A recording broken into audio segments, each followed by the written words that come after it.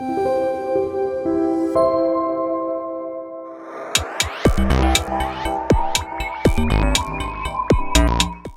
안녕하십니까. 부산대학교 이재열입니다. 우선 이렇게 발표할 수 있는 기회를 주셔서 ITI 코리아의 이백수 회장님을 비롯한 관계자분들께 감사 말씀드립니다.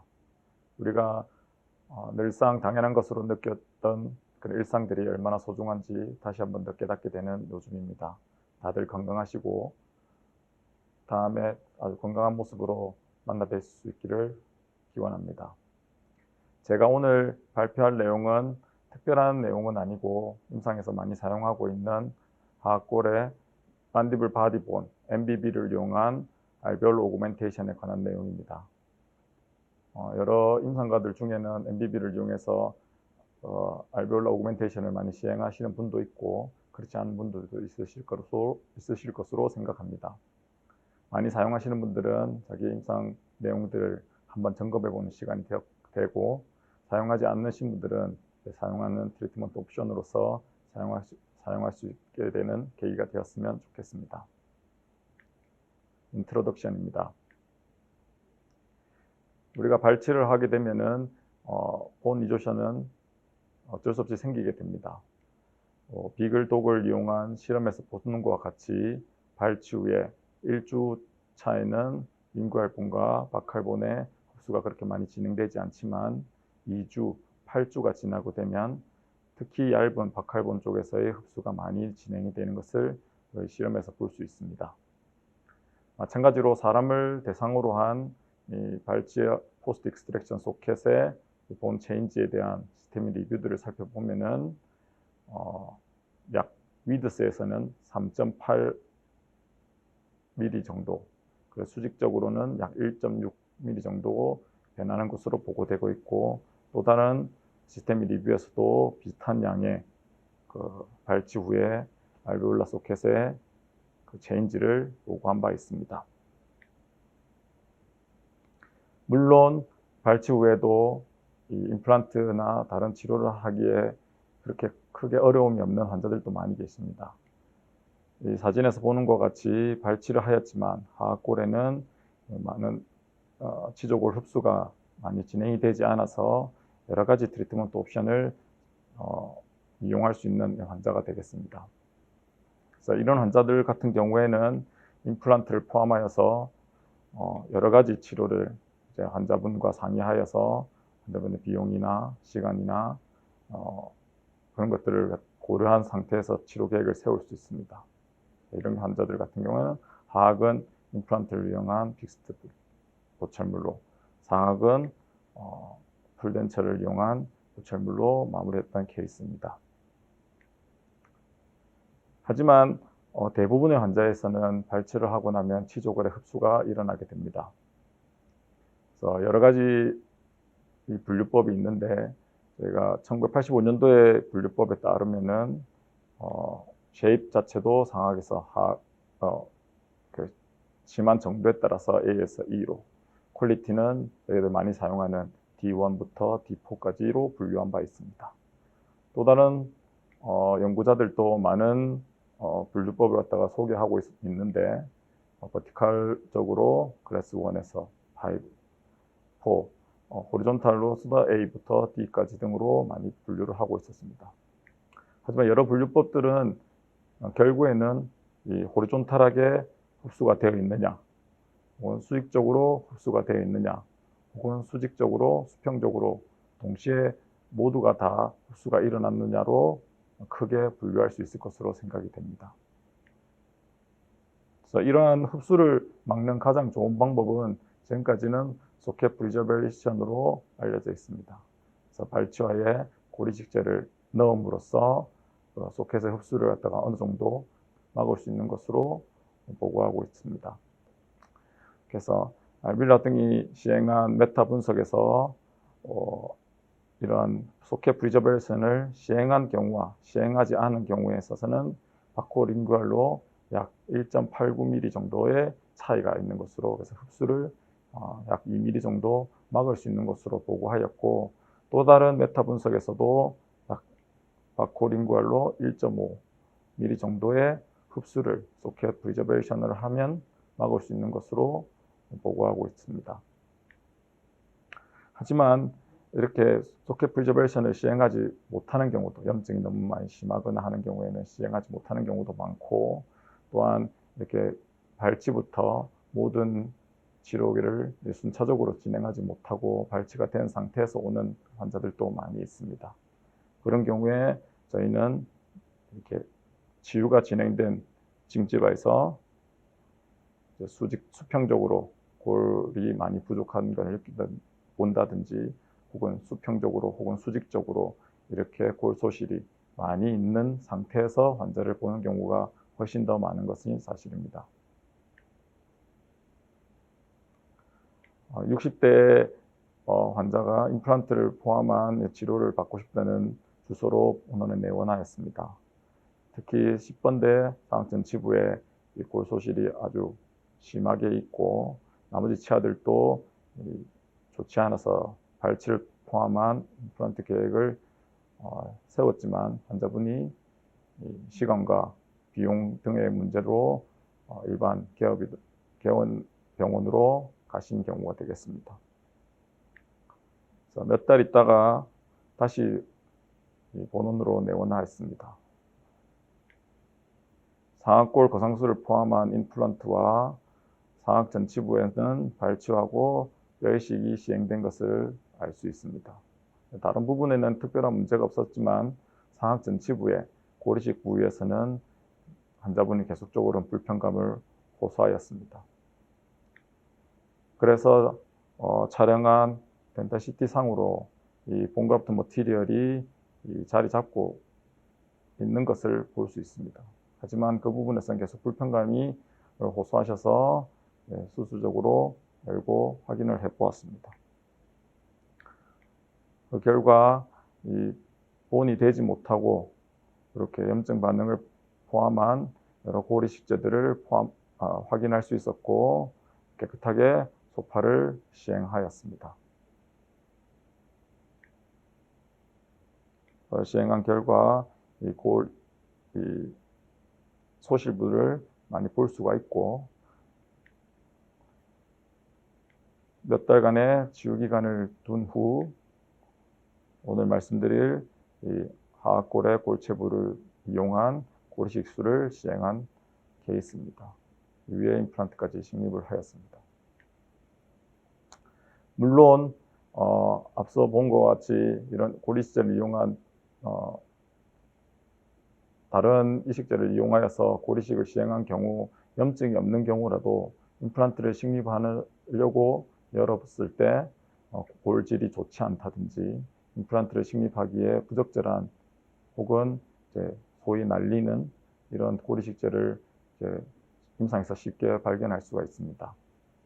우리가 고리식을 시행한 경우 성공을 하는 팩터로서 흔히 패스 프린시플이라는 것을 많이 인용하고 있습니다. 패스에서 P는 프라이머리 운드 클로저, 즉 긴장감 없이 디센시를 발생시키지 않는 잘 봉합을 하는 것이 중요하다고 되어 있고, 이것은 아마도 술기와 관련이 있는 것으로 생각이 됩니다. 그 다음에는 안지오제네시스입니다. 안지오제네시스는 이제 혈관화가 잘 이루어지는 이런 수술 베드, 즉 이 수술 부위에 관련이 있는 것으로 생각이 됩니다. 나머지 스페인스 메인테너스, 즉 이 공간을 얼마나 잘 유지할 수 있느냐, 고리식재가, 그다음에 고리식재가 이동하지 않고 얼마나 잘 안정적으로 위치하고 있느냐는 고리식재와 이것을 어떻게 처치하느냐 하는 것들이 관여를 하는 것으로 생각이 됩니다.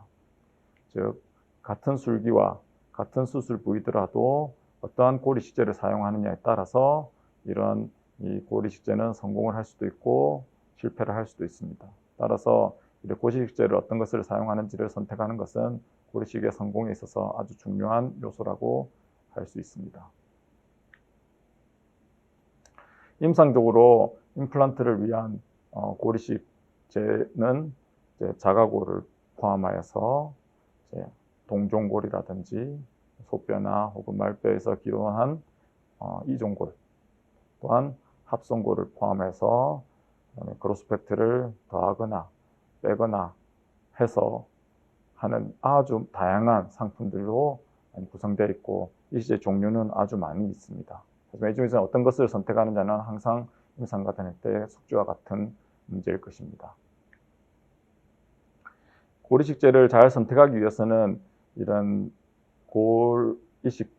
이식제를 넣었을 때의 힐링 패턴에 대해서 좀 생각해 볼 필요가 있습니다.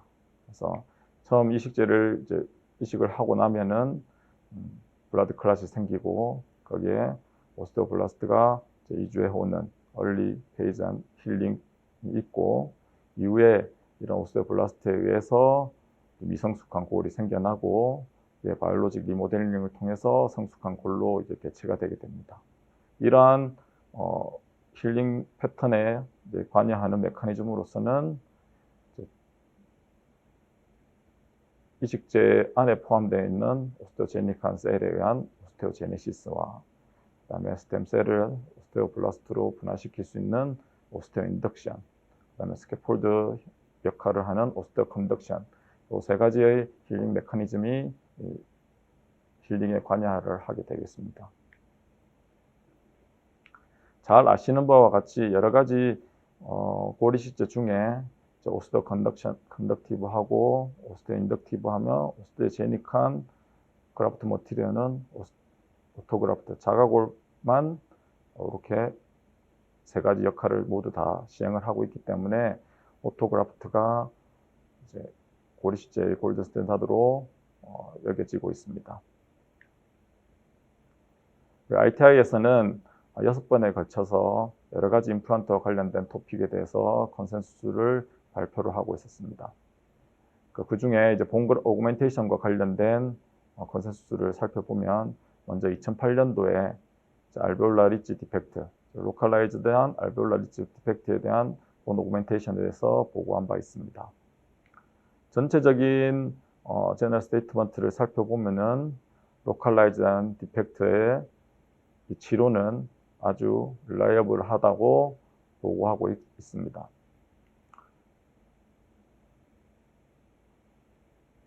이 중에서 이제 어떠한 오그멘테이션 방법이 다른 무엇보다 뛰어나다고 할 수는 없다고 제너럴 스테이트먼트에서는 말하고 있습니다만 각론으로 들어가서 호리존탈 리치 오그멘테이션에서 살펴보면은 오토지니어스한 블락본 그래프트가 이제 파티큘레이트한 머티리얼, 이게 자가골일 수도 있고 혹은 이종골일 수도 있고 하지만 이 파티큘레이트한 머티리얼에 비해서 훨씬 더 많은 양의 골을 형성을 할 수 있고 더 낮은 컴플리케이션 레이트를 보인다고 보고하였습니다. 버티컬 리치 오그멘테이션에서도 오토지니어스한 본 블락이 더 많은 양의 골을 형성을 할 수 있고 더 적은 컴플리케이션을 보인다고 보고하였습니다. 클리니컬 레코멘데이션을 살펴보면은 디센시 타입이나 혹은 페네스트레이션 타입의 본 디펙트인 경우에는 파티큘레이트나 오토그라프트라든지 혹은 알로그라프트 혹은 제노그라프트 등 어떠한 그라프트 머티리얼을 써도 성공적으로 매니지 될 수 있다고 보고한 반면에 호리존탈 리치 오그멘테이션의 경우에는 오토지니어스 블락본 그라프트가 필요한 경우가 많이 있고 버티컬 리치 오그멘테이션에는 더 자주 오토지니어스한 블락본 그래프트가 필요하다고 보고하였습니다. 또 특히 파티큘레이트한 머티리얼에서는 멤브레인을 사용하라고 추천을 하고 있습니다. 같은 해에 보고된 익스텐디드한 알베올라 리치 디펙트에서의 본 오그멘테이션에 대한 ITI 컨센서스에서도 마찬가지로 이 더 확장된 이 디펙트이기 때문에 다양한 실수들이 사용될 수 있다고 보고하였습니다. 그래서 온네이 본 그라프트라든지 혹은 막실러 사이너스 엘리베이션이라든지 리치 스플리팅 혹은 DO라든지 르보원 오스토토미를 동반한 인터포지셔널 오토지니어스 본 그라프트 등을 시행할 수 있다고 보고하였습니다. 하지만 우리가 임상에서 외래에서 사용할 수 있는 그래프트 방법으로는 온네이 본 그래프트가 있을 것입니다. 그래서 여기서도 오토지니어스나 온네이 본 그래프트 프로시저는 아주 효과적이고 프레디터블한 치료 방법으로 소개하고 있고 하지만 약간 테크닉 센시티브하기 때문에 약간 경험이 좀 필요하다 정도로 보고하고 있습니다. 그래서 온레이 보온 그라프트의 클리니컬 레코멘데이션으로는 인트라오랄 도너 사이트를 사용할 수도 있고 익스트라오랄 도너 사이트를 사용할 수도 있지만 이 중에 어떤 것들을 사용을 할 것이냐 하는 것들은 필요한 골의 양에 따라서 선택이 달라질 수 있다고 말하고, 특히나 코티칼 본이 많이 포함되어 있는 것들을 사용을 함으로써 유조션을 좀 더 예방을 하고 좀 줄일 수 있다고 보고하고 있습니다. 그래서 스크류 등을 이용해서 안정화시키고 텐전 프리한 프라이머리 클로저가 필요하며 약간의 흡수를 갖다가 보상해주기 위해서 오버 코렉션이 필요하다. 그리고 이런 경우에는 임플란트는 딜레이드로 임플란트를 식립을 한 것을 추천하고 있습니다.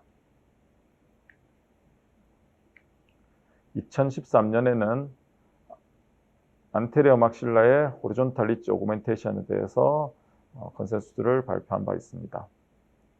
그래서 안테리어 막실라의 리치 오그멘테이션은 아주 릴라이블한 트리트먼트라고 보고하고 있으며 평균 약 2.2에서 5mm 정도의 본 오그멘테이션을 확보할 수 있다고 하고 있습니다. 안테리어 막실라의 리치 오그멘테이션에는 여러 가지 방법들이 사용을 할 수 있다고 보고하고 있습니다. 특히 파티큘레이트나 본 그라프트를 사용한 경우에 동시에 임플란트를 식립을 할 수 있고, 블락본을 사용한 경우에는 스테이지한 어프로치로 사용을 할 수 있다고 보고 있습니다. 하지만 약간 큰 디펙트인 경우에는 스테이지한 어프로치, 블락본을 이용한 본 그라프트를 먼저 시행을 하고 힐링이 충분히 이루어지고 난 후에 임플란트를 식립을 하는 스테이지 어프로치를 추천하고 있습니다. 이상과 같이 지금까지 보고된 ITI 컨센서스를 갖다가 요약해 본다면은 디센스 타입이나 혹은 치아 한계 혹은 안테리어 막실라의 조그만 디펙트 같은 경우에는 파티큘레이트드 본, 이게 이종골이 될 수도 있고 자가골이 될 수도 있지만 이러한 여러 가지 이식제를 통해서도 충분히 매니지 될 수 있지만 사이즈가 크거나 혹은 고치부거나 혹은 확장된 디펙트 같은 경우에는 블락본, 특히 오토지니어스한 블락본이 훨씬 더 추천된다는 것을 지금까지 문헌 고찰을 통해서 우리가 확인을 할 수가 있습니다. 그러면 이 자가본 중에서 어떠한 도너 사이트를 사용을 할 것인가 하는 것에는 우리가 필요한 그라프트의 볼륨이라든지 혹은 우리가 이 공여부에서의 서지컬 모비드나 혹은 이런 이식제를 이식을 하였을 때 뉴본 포메이션이 얼마나 더 잘 이루어지느냐, 그리고 이 본이 얼마나 스테빌리티가 있느냐, 그리고 힐링은 얼마나 잘 이루어지느냐 등을 고려하여서 도너 사이트를 결정하여야 할 것입니다. 그라프트를 볼륨을 살펴보면은 우리가 채취할 수 있는 도너 사이트 중에 일리아 크레스트에서 가장 많은 볼륨을 저희가 확보를 할 수가 있습니다. 그래서 지금도 아주 광범위한 그라프트를 시행을 해야 될 경우에는 일리아 크레스트를 많이 사용하는데, 그 중에서 특히 포스테리어 슈페리어 일리아 크레스트에서는 아주 많은 양의 그라프트를 사용을 할 수 있습니다. 그래서 갈베로미에서도 많은 양을 사용을 할 수 있고, 인트라오랄로 환정한 데 본다면은 심피스와 리치, 만디블 바디 등에서는 비슷한 양의 그라프트 볼륨을 저희가 확보를 할 수 있지만, 라테랄 리치 같은 경우에는 양측으로 확보를 할 수 있기 때문에 더 많은 양을 확보를 할 수가 있게 되겠습니다. 튜브로시티 같은 경우에는 그 확보될 수 있는 혹은 이용할 수 있는 본 양이 아주 작은 것으로 알려져 있습니다. 도너 사이트의 컴플리케이션은 아주 다양하게 보고가 되고 있습니다. 특히 전혀 없다는 보고도 있는 반면에 50% 혹은 80%까지도 보고가 되고 있고, 특히 심피스에서는 뉴럴 디스터번스 같은 것들이 종종 자주 보고가 되고 있습니다. 익스트라오랄 그래프트에서도 일리악 그래프트에서는 컴플리케이션이 1%에서 60%까지 이제 다양하게 보고가 되고 있고, 종종 뉴럴 디스터번스도 보고가 되고 있습니다.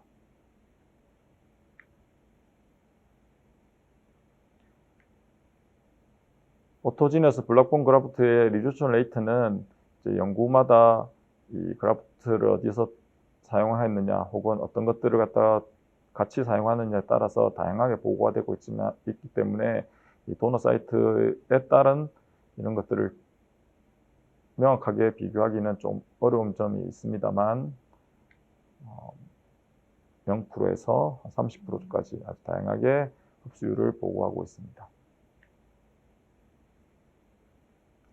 임플란트 성공률을 살펴보면은 대부분의 경우에 이제 90% 이상의 임플란트를 성공률을 보고하고 있지만, 일리악 본 그래프트를 이용하여서 임플란트를 식립한 경우에는 다른 부위에 비해서 조금 낮은 정도 70에서 한 80% 정도까지 낮은 임플란트 성공률을 보고하고 있는 것을 알 수가 있습니다. 종합해 보면은 우리가 사용할 수 있는 도너 사이트, 레이무스라든지 혹은 만디블 바디, 심피시스 V라든지 일리악 크레스트, 칼바리움을 비교를 해봤을 때 임플란트 서바이벌 레이트와 혹은 석세스 레이트를 살펴보면은 일리악 크레스트가 다른 부위보다 좀 낮기 때문에 일리악 크레스트는 퍼스트 초이스로서는 좀 이제 배제를 시킬 수 있을 것으로 생각이 됩니다. 흡수율 또한 일리악 크레스트에서는 코티칼 컴포넌트가 적다 보니까 흡수율이 더 많이 보고되고 있는 것을 알 수가 있고, 컴플리케이션 같은 경우에는 심피시스 부위에서 뉴럴 디스터번스 같은 것들이 다른 부위에 비해서 많이 보고가 되고 있기 때문에 결국 이런 것들을 종합해 볼 때 레이무스 혹은 만디블 바디와 칼바리움이 이제 가장 좋은 도너 사이트로 여겨질 수가 있겠습니다. 칼바리움에서 본을 채취해 보면은 생각보다 아주 양질의 본을 얻을 수 있는 것을 저희가 확인을 할 수 있습니다. 코티칼 본도 아주 두껍고, 그다음에 캔서러스 본도 좀 일부 채취를 할 수 있고, 하지만 임플란트 식립을 위해서 칼바리움에서 본을 채취한다는 것에 동의할 환자는 그렇게 많지 않을 것으로 생각이 됩니다.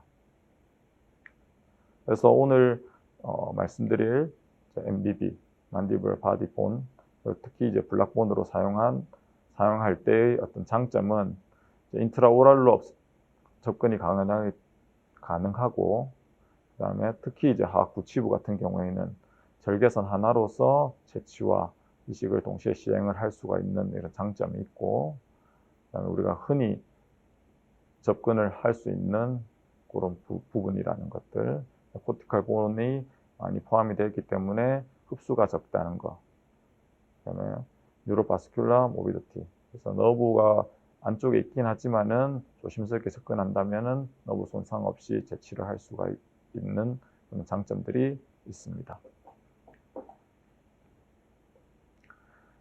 자가골이기 때문에 자가골이 가지고 있는 세 가지 힐링 메커니즘, 즉 스캐폴드를 제공하는 오스토 컨덕션이라든지 댐셀을 오스토제닉한 셀로 분화시킬 수 있는 오스토 인덕션, 그리고 이식된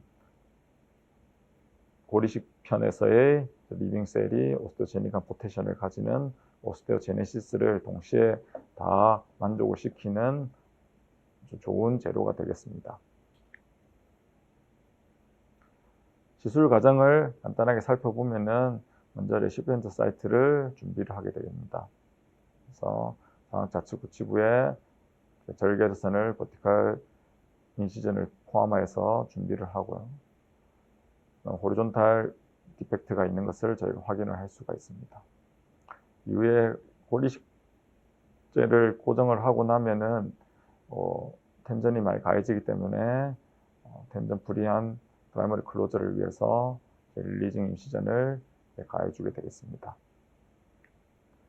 그 다음에 도너 사이트에서 이제 골을 채취하게 됩니다. 저희 같은 경우에는 이제 보통 수술방에서 진행하기 때문에 소울을 사용하지만은 외래 베이스로 진행하는 경우에 아주 작은 라운드바로도 충분히 사용을 할 수가 있겠습니다.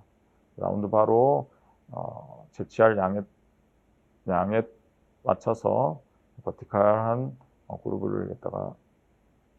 그루브를 형성을 하고, 그래서 호리존탈한 그루브를 형성한 다음 치젤 혹은 페로스테아 엘리베이터로 지렛대 원리를 이용해서 바깥으로 힘을 주게 되면은 만디블 바디 블락본을 채취를 쉽게 할 수가 있습니다. 실제로 채취하는 임상 사진을 볼 수가 있습니다. 만디블 바디에서 어느 부분을 채취를 하는 게 가장 좋은 것인가 하는 것은 환자들마다 조금 다르기 때문에 기본적으로는 CT를 통해서 너브와의 관계라든지 이런 걸 확인한 다음에 채취하는 게 가장 좋을 것 같고요.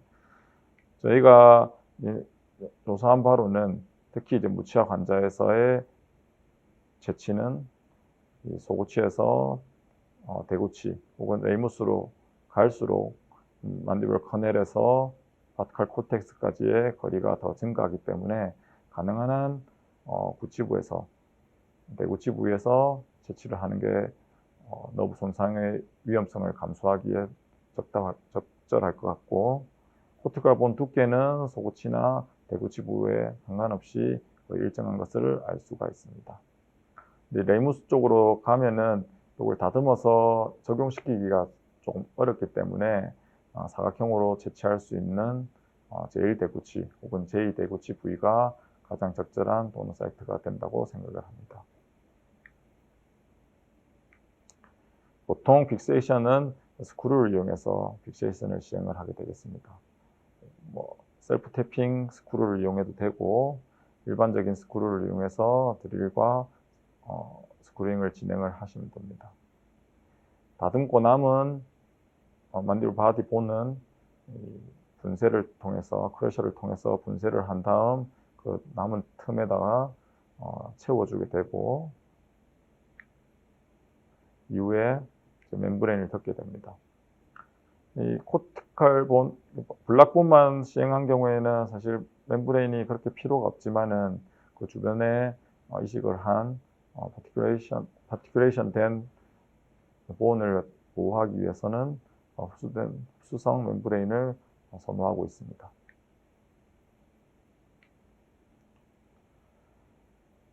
물론 멤브레인 자체는 3개월 이상 지속이 되는 것들은 크게 의미가 없다고는 하지만은 임상가 입장에서는 오래 지속되는 것들이 마음이 좀 편안한 감을 느끼는 것 같습니다.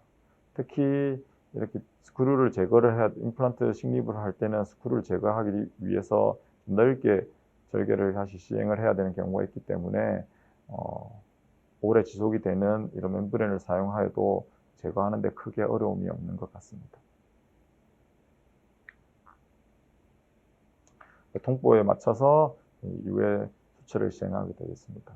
그래서 호리존탈 매트리스 수처 등을 좀 포함을 시켜서 텐전이 없도록 수처를 하시면 되겠습니다.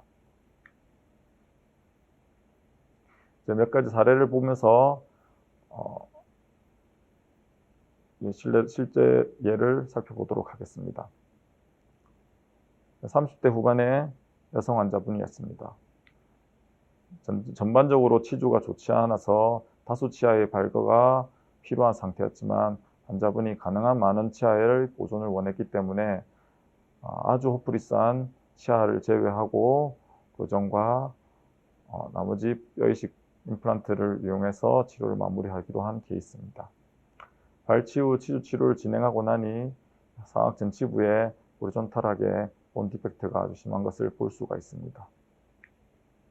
앞서 설명드린 방법대로 인시전을 시행을 하고 만디블 바디에서 블락본을 채취한 다음 고정을 진행을 하고 멤브레인을 덮고 봉합을 진행을 하였습니다. 약 4개월 후에 호리존탈한 위드스가 많이 확보되어 있는 것을 확인할 수 있습니다. 임플란트를 위해서 인시전을 진행을 한 결과 본 오그멘테이션이 잘 이루어진 것을 알 수가 있고, 스크루 제거 후 원하는 위치에 임플란트를 식립을 하였습니다. 21번 같은 경우에는 임플란트 식립 당시 너무 모빌리티가 심해서 발치하기로 계획을 하였습니다. 이후 보철까지 마무리를 한 케이스입니다. 물론 호리존탈한 오그멘테이션에 반드시 만디블 바디만 이용을 해야 되는 것은 아닙니다. 심피시스 부위의 하악 전치부 같은 경우에는 넓은 부위에 본 그라프트를 시행을 해야 할 경우 심피시스 부위에서를 이용한다면은 같은 인시전 라인 안에서 진행이 될 수 있기 때문에 이런 경우에는 침 부위의 블락본도 아주 유용하게 사용될 수 있을 것으로 생각이 됩니다. 버티컬 오그멘테이션은 여러 문헌들에서 보고되는 것 같이 호리존탈 오그멘테이션에 비해서 훨씬 난이도가 높은 것은 사실인 것 같습니다. 60대 남성 환자로서 치주가 안 좋은 치아를 구치부를 발치하고 나니 버티컬한 디펙트가 관찰이 됩니다. 이런 경우 막실러 사이너스 오그멘테이션만 진행을 하고 임플란트를 식립을 하면은 이 임플란트 보철물 자체가 길어지고 유지 관리 측면에서 불리한 것은 자명한 사실일 것입니다. 따라서 사이너스 리프트를 동반하여서 만디블 바디에서 블락본을 채취하여서 고정을 버티컬 오그멘테이션을 함께 시행한 케이스입니다. 시술 직후고요. 약 4개월 후에 약간의 흡수가 관찰되지만은 안정적으로 그라프트 한 부분이 잘 유지가 되는 것을 볼 수가 있고 임플란트까지 마무리한 케이스가 되겠습니다. 온레이 그라프트 자체는 이제 혈관화의 측면에서 볼 때 인레이 그라프트나 혹은 DO 등에 비해서 불리한 것은 사실입니다. 따라서 호리존탈한 오그멘테이션을 진행할 때는 이 접촉 면적이 넓어서 그나마 안정적이지만 이 버티컬하게 오그멘테이션을 진행할 때는 이제 불리한 경우가 많습니다. 이런 경우에 인레이 그라프트를 이용을 할 수 있고 이런 인레이 그라프트에서도 만디블 바디 블락본 MBB는 유용하게 사용이 될 수 있습니다. 50대 남자 환자분이십니다.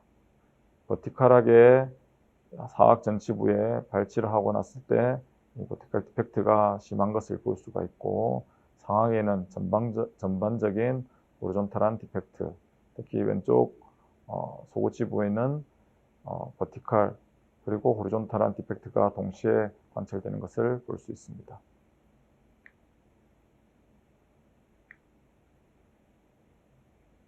양측의 만디블 바디의 블락본을 이용하여서 상악에는 호리존탈 버티컬 오그멘테이션 시행을 하고 하악 전치부에는 인레이 본 그라프트를 시행해서 하악 전치부를 위로 올리고 그 사이 갭에 만디블 바디 블락본을 이식을 한 케이스입니다.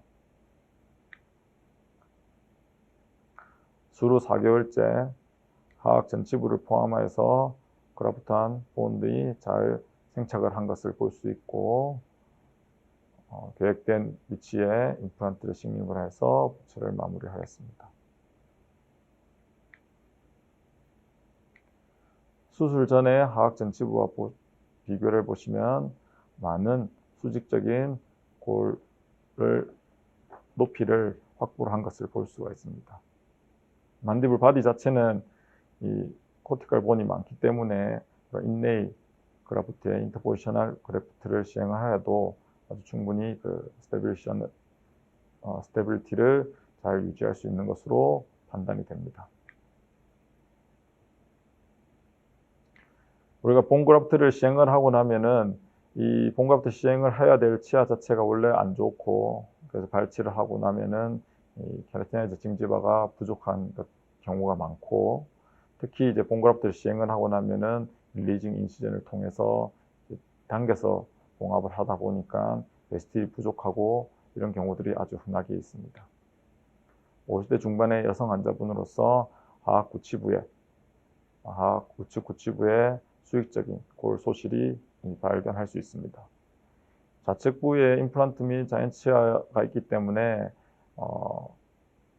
뼈이식을 동반한 임플란트 계획을 세웠습니다.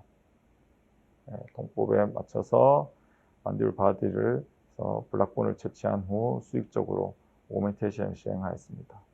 4개월 이후 안정적으로 고라가 되고 있는 것을 확인을 할 수 있고 임플란트를 식립을 하였습니다. 그래서 임플란트 식립 후 3개월이 지났을 때 골이식부는 더욱더 힐링이 잘 되어 있는 것을 확인을 할 수 있습니다. 하지만 이런 경우 구강내를 살펴보면은 여러 번의 발치와 본그라프트를 통해서 베스티블이 전혀 없는 무코자로만 이루어져 있는 이러한 형태를 볼 수가 있습니다. 이런 경우에 그냥 임플란트를 마무리를 하게 되면은 푸드 인펙션도 아주 심하게 되고 관리가 잘 되지 않는 그런 보철물이 되기가 쉬울 것입니다. 이런 경우에 부지지를 통해서 베스티블도 형성을 해주고 케라티나이즈 징지바도 확보를 해준다면은 훨씬 더 잘 관리할 수 있는 그런 환경을 만들어줄 수 있을 것으로 생각이 됩니다. 또 다른 케이스로 30대 남자 환자, TA 환자입니다. 타수치아가 어불전되어 있고 소프티슈 라세레이션이 심하게 진행이 되어 있는 환자였습니다. 충분한 치유 기간을 두고 만디블의 파라심피시스 부위 프랙처는 ORIF를 시행을 한 케이스입니다. 다행스럽게 버티컬하게는 하악전 치부에 골이 많이 남아있는 그런 케이스였습니다. 수평적 골소실을 보강해주기 위해서 MBB를 이용해서 그라프트를 시행을 하였고 멤브레인을 적용을 시키고 치유를 시켰습니다. 수술 전에 비해서 호리존탈하게 오멘테이션이 많이 진행되는 것을 볼 수 있습니다. 하지만 케라티나이즈 징지바가 거의 없고 무코자로만 이루어진 것을 저희가 볼 수가 있습니다.